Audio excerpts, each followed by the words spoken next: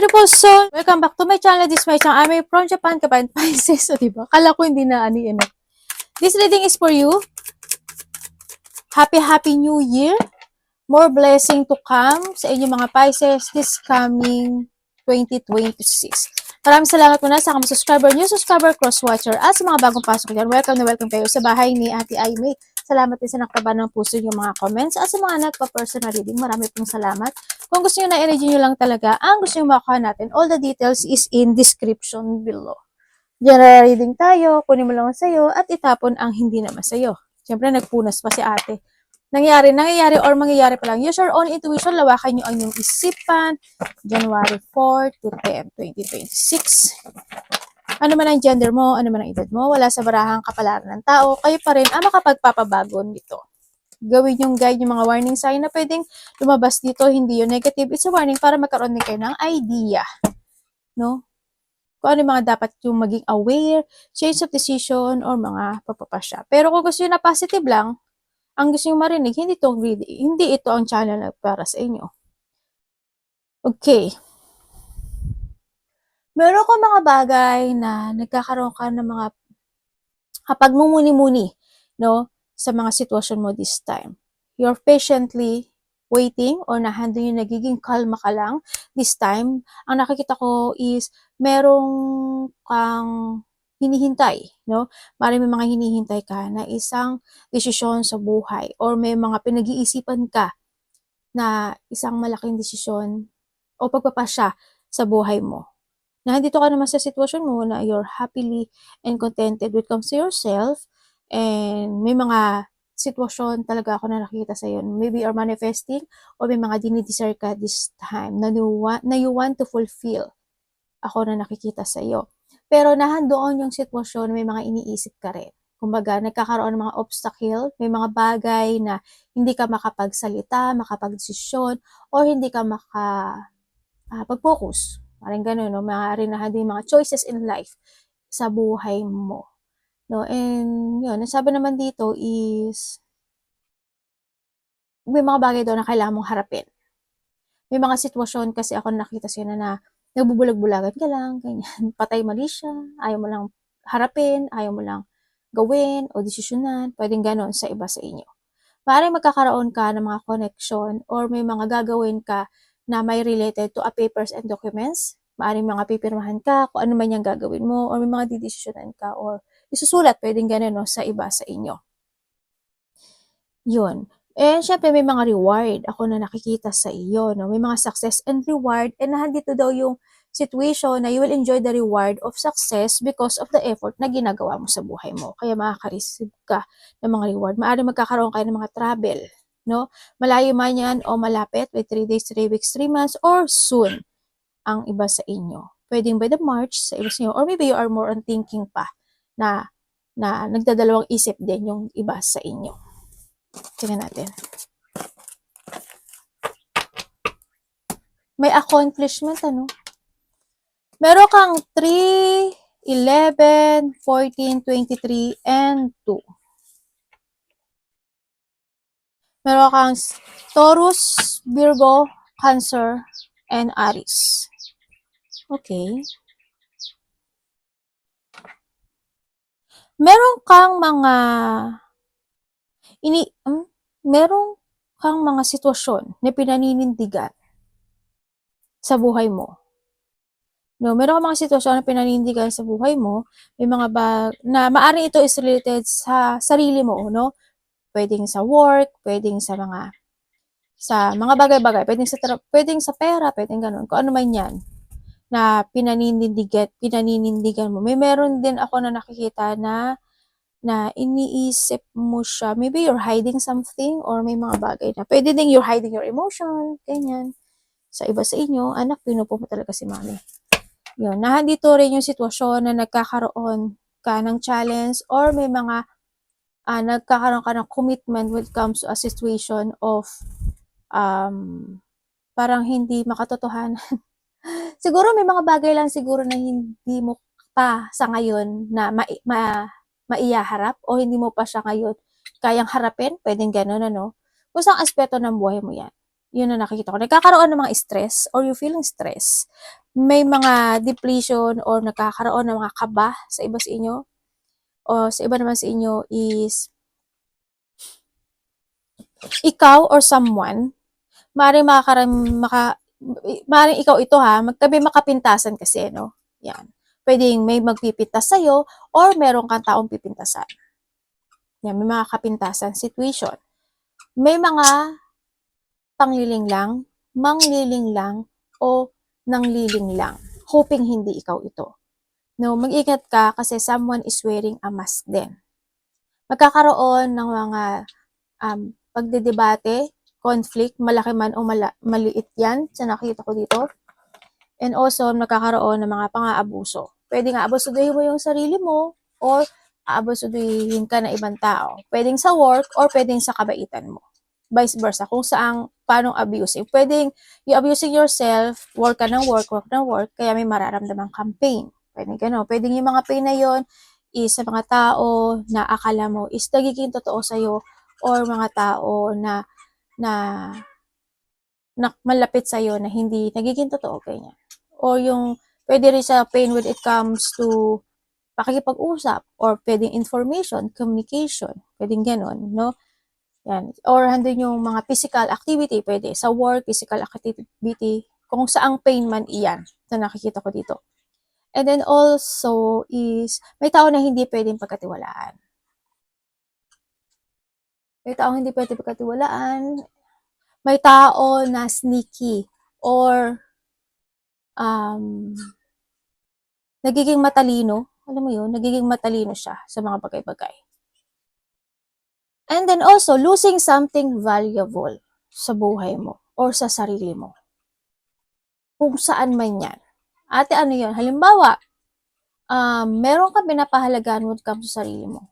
Halimbawa, may mga tao na nagtatrust sa iyo. Pero nagkaroon ka ng pagsisinungaling. Pwedeng yung mga tiwala na yon mawala yon. Ma-disappointment sila sa'yo. Or pwede naman, kung ano man yung losing something valuable, pwede mawalan ka ng someone, mawalan ka ng pera, mawalan ka ng mga gamit, bagay, ganyan. Kung ano man yan. O tao, o pet, pwedeng ganun. Basta something losing valuable, kung ano man yan. Or may pagnanakaw. Iba sa inyo may mga mahuhulugan kayo ng mga gamit o mawawalang mga mahalagang gamit. And then there's a change of journey na magaganap o mangyayari sa'yo. When it comes to change of journey, medyo hoping hindi lahat kayo kasi medyo magulo. No, ako nakikita. Sana walang gulo sa pagbabago ng buhay na magaganap o mangyayari sa inyo. Pero may nakaakibat dito na kasiyahan or may nakaakibat naman na luck sa iyo. Kumbaga parang alam mo yun, nagkaroon ka ng luck pero may kapalit. Alam mo yun? Nandoon sa sitwasyon. Sana hindi lahat, no? Yan. Change of journey, ako nakikita dito, may mga movement, pwede may mga travel, ganyan. May mga magkakaroon kayo ng mga problema related to a travel, related to a vehicles, or related ito sa tao na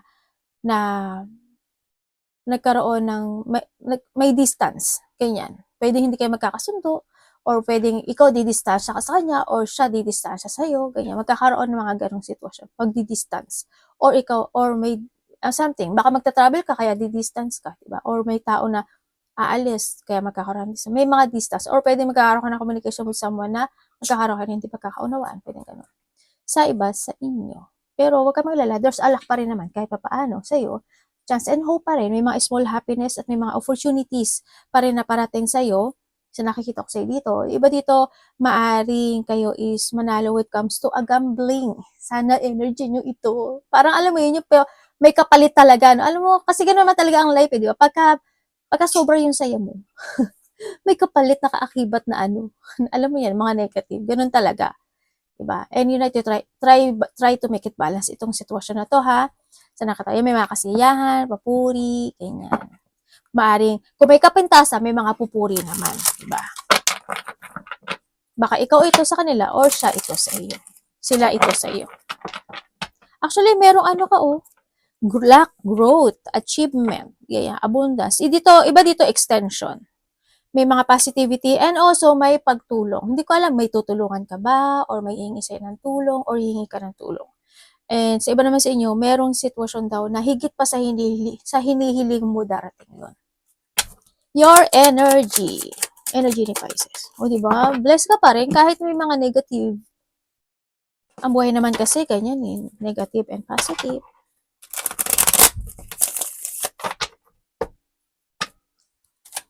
Ingat ka ha, kasi dito may tao na nagkakaroon siya na ano, magaling siyang parang meron siyang they acting something, may nag-act siya with strategy, ganun. Hindi mo mapapansin. Hindi mo siya mapapansin. Sana hindi ko to, pero hindi mo mapapansin na parang ganun siya. Your energy.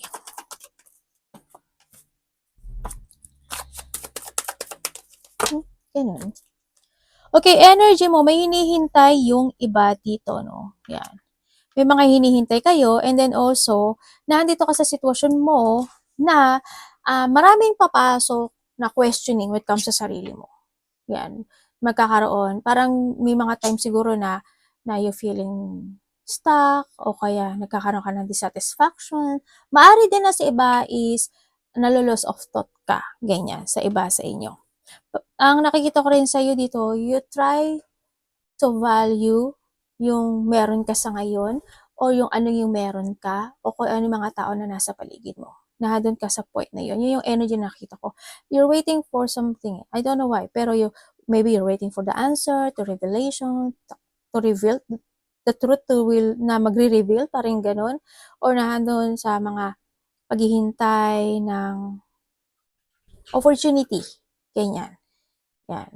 May nagkakaroon din sa inyo ng pag-isolate, no? Ang nakikita ko sa iba sa inyo. Siguro may mga bagay ka na iniisip.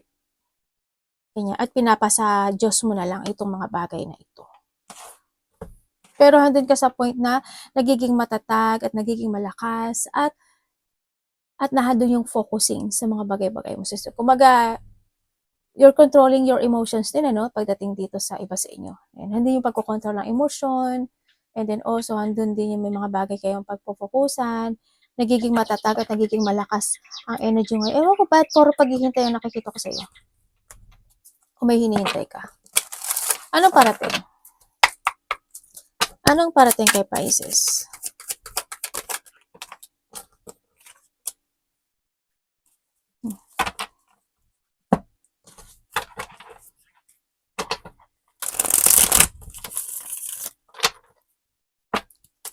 Ano ibig sabihin?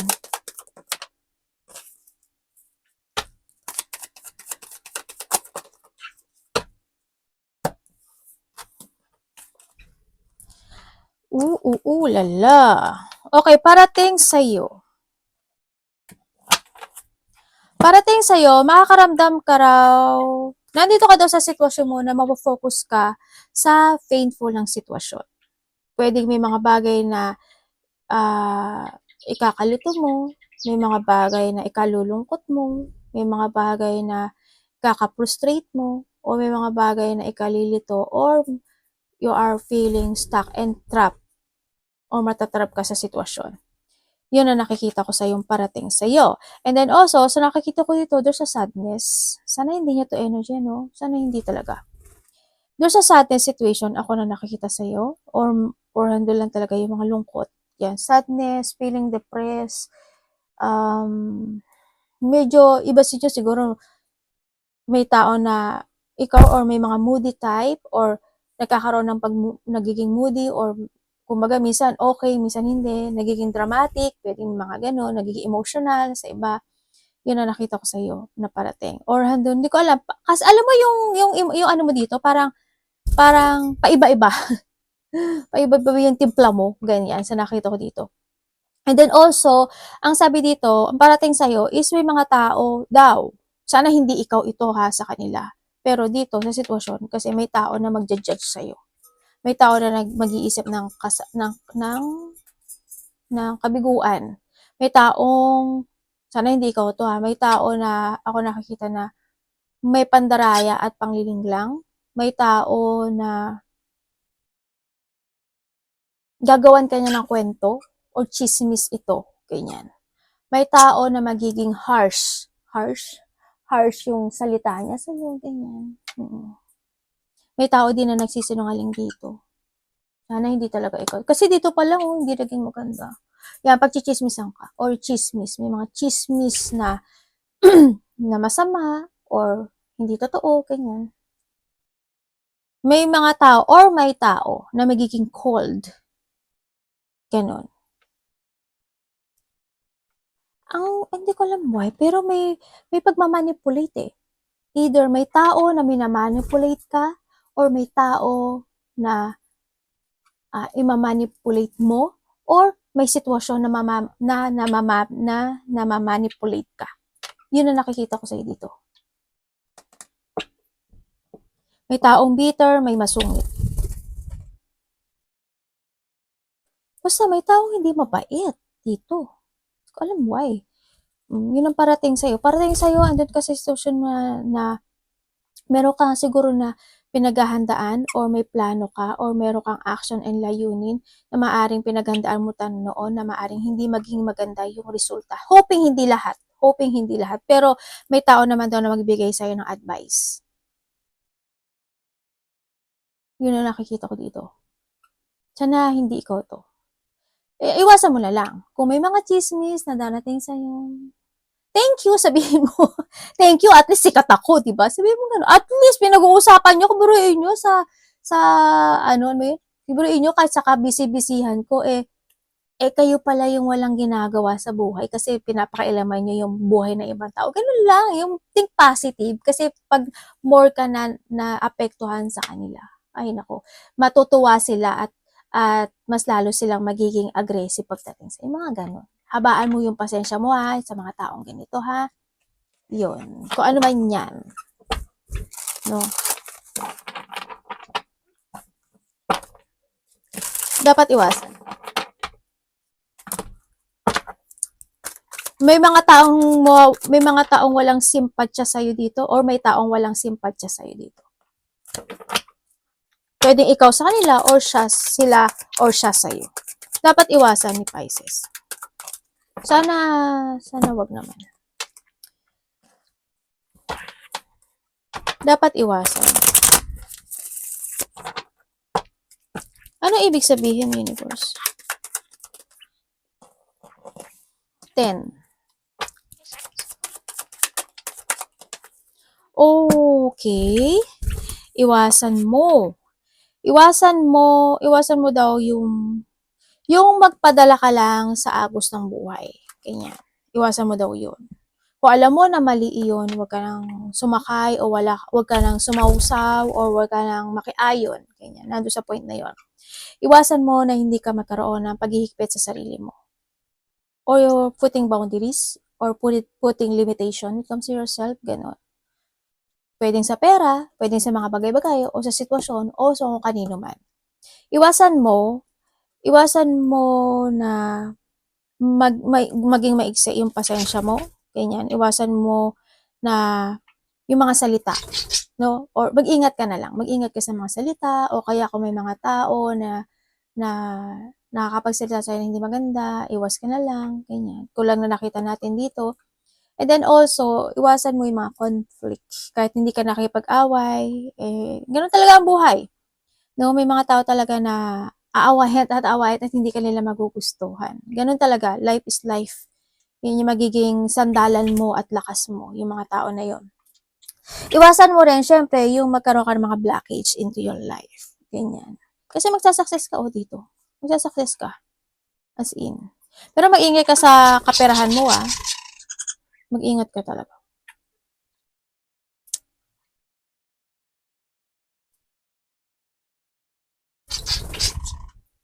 Parang may tao dito na matagal nang ginagawa na hindi maganda. May tao.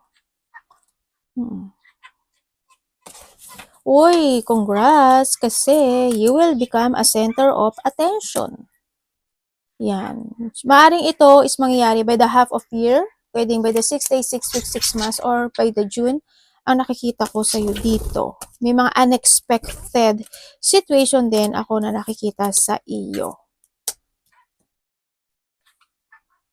unexpected na maaring may tao na magbibigay ng payo or advice. And then also, there's a plan.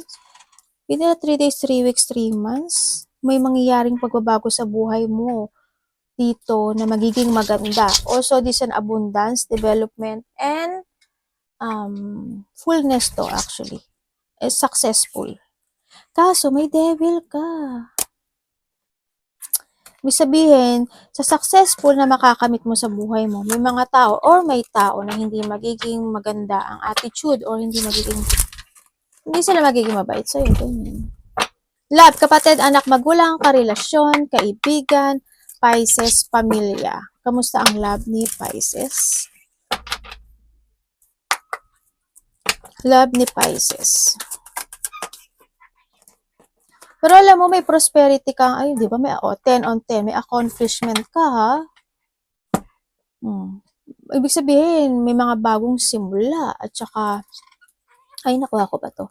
At saka, meron ka mga prosperity, wealth, material success, congrats. May reward ka nga na makakamit, eh. Iba sa inyo is magkakaroon ka ng mga union. Yan. Ng pamilya o kapamilya o karelasyon. Sa love niyo po. Anak, ano ba yan?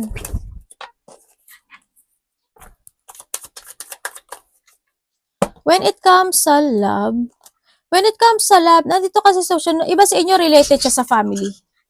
No? Related ito sa family. Okay, kung kayo is single.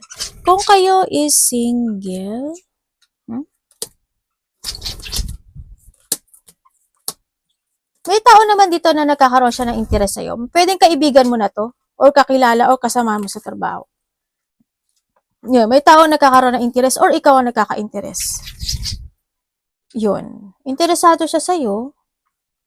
Kasi ang gusto niya muna dito parang friend. Friend muna. Parang hindi yung pagkakakilanlan siguro. Hindi yung sa point na yun. Yun ang nakikita ko sa'yo. Ay, pero may blockage. Pero nakikita ko ito, you enjoying your life with comes to a friend. Sa mga single dyan, yun ang nakikita ko dito. And then also, kung kayo naman is nagkahiwalay nitong tao na to,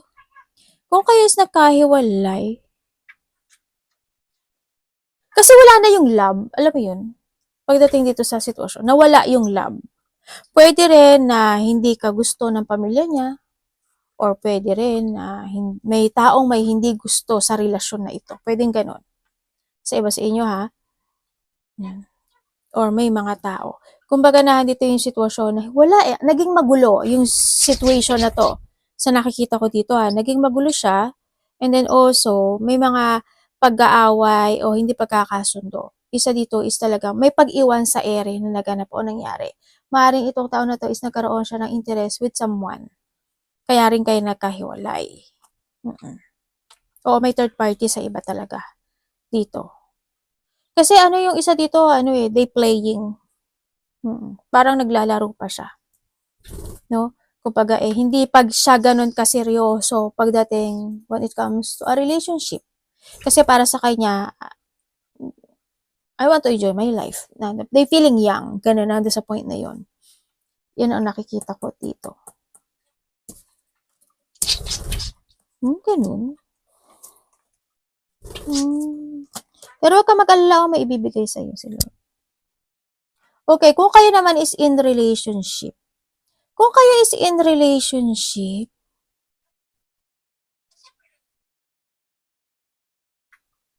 Masaya naman daw kayo. Alam mo yung nandun yung sitwasyon na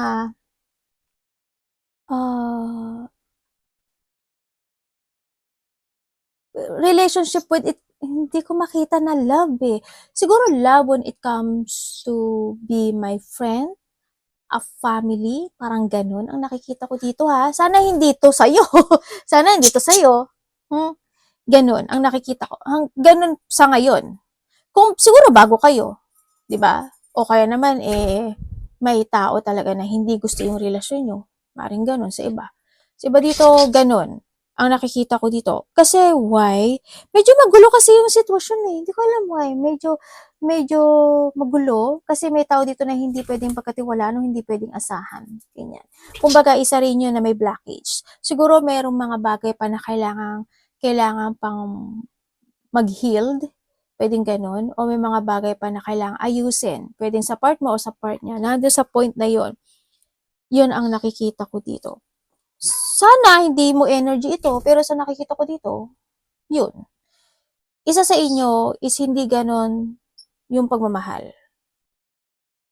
Ang pagmamahal niya lang is, yun lang, yung may playmate or kapamilya or a friend. A friend who can support and love me. Mga ganon. Yun ang nakikita ko dito. Or andun lang din yung sitwasyon na nagkakaroon lang ng enjoyment together. Sana hindi mo talaga to sana hindi mo talaga to energy. Kung matagal naman kayo nito, siguro, syempre, kapag matagal na kayo, kasi hindi rin si family, kung matagal kayo, maring nahado na talaga sa hoping hindi kayo nagkakasawaan. Pero dito sa sitwasyon, isa sa inyo medyo, kahit nararamdaman mo na hindi ka mahal ng tao, you try to heal this relationship.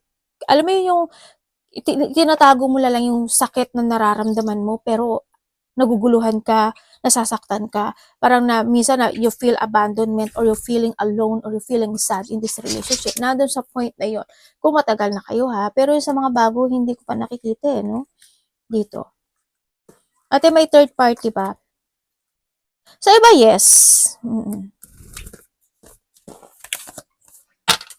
Sa mga bago na binanggit ko yun. Sana hindi nyo energy. Binasa ko lang na may nasa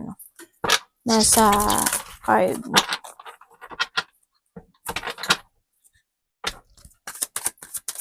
Kasi isa sa inyo dito nagkakaroon pa ng interes sa iba.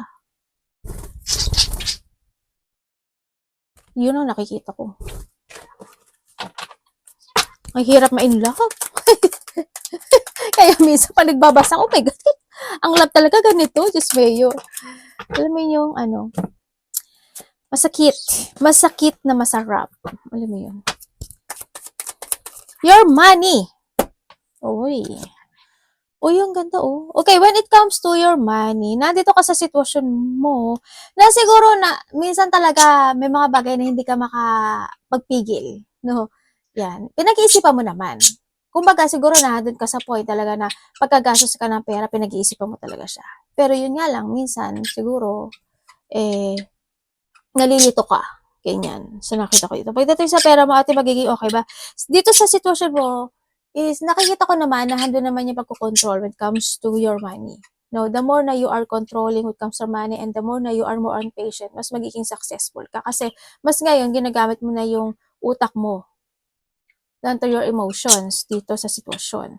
Talagang kapag hindi mo talaga gusto, hindi mo gusto. Talagang pinag-iisipan mo siya. Halimbawa, nagluwabas ka, 'di ba? Lumabas ka. Pagka titignan mo siya, ay gusto ko siya. Pero, iiwasan mo muna siya, babalik ka. Pagka, parang alam mo yung mga part na, pag bumalik ako, at nahadyan ka pa, ibig sabihin sa akin ka. Yung mga ganun. Yung example lang yun. Halimbawa, naglagay ka sa cart mo, di ba? Ilalagay mo lang muna siya sa cart mo. Siguro mga 1 week, 2 weeks, ganyan, or 2 days, man yan. Andun ka sa point na kapag, ay, hindi ko pala to kailangan. Tapos, i-delete mo. Tapos, magkukuha ka uli. Nandun ka sa point, talagang pinag-iisipan mo talaga siya maigi. Ibig sabihin, the more na magpapatuloy itong sitwasyon na to, the more na magsasucess ka sa buhay mo. Kasi nagkakaroon ka ng controlling eh. Tingnan natin ang iyong advice.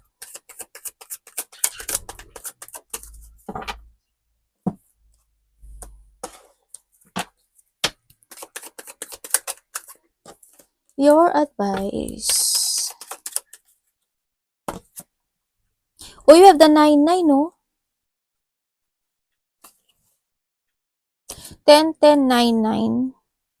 May ka talaga. May fulfillment and fruition ka. Okay, dito sa sitwasyon, okay, may mga bagong simula ka. Uy, oo nga, kamo ha. 10-10 din yan, oh. Ibig sabihin, 4 na yung 10 mo. 10-10-10-10. Oh, congrats. Completion. Alam mo, sa hirap na pinagdadaanan mo ngayon, yung mga painful na nararamdaman mo, marireceive mo tong reward na to. After the battle, after the deep want happen into your life, there's a miracle coming sa'yo. Ibig sabihin, magtatapos o may mga pagtatapos ang paghihirap mo sa buhay. Congrats ha. May mga manifestation and desire na makakamit mo ngayon. Kaya may mga achievement and fulfillment. Mas more ka daw magiging more on mature this time sa nakikita ko sa dito. Pero iwas ka na lang kasi may parating na frustration sa'yo. Yun na nakita ko. Pero alam ko kaya mo. No? You need to keep fighting when it comes sa mga challenge na kaakibat yan ng life. Okay, when it comes sa advice. When it comes sa advice is this is a time na mag-trust ka sa intuition mo, start to create, focus, and take it action. Making things happen, ang sinasabi rin dito. Huwag kang susuko sa mga hamon ng buhay. Kung may mga challenge na darating sa buhay mo, magpursige at magtiyaga ka dito. Mag-focus ka. Kasi isa-isa na lang. Actually, complete na nga siya, no? Yun ang nakikita ko. Lahat ng pangarap mo sa buhay is makakamit mo. Wow! Saan ka? Oh, ayan ang word, oh. Tapos andito siya, magician. Tapos ito, 99. Pag 99 yan, balit, ano yan, 10, 10, 10 yan. Oh, tapos the word. Oh, di ba?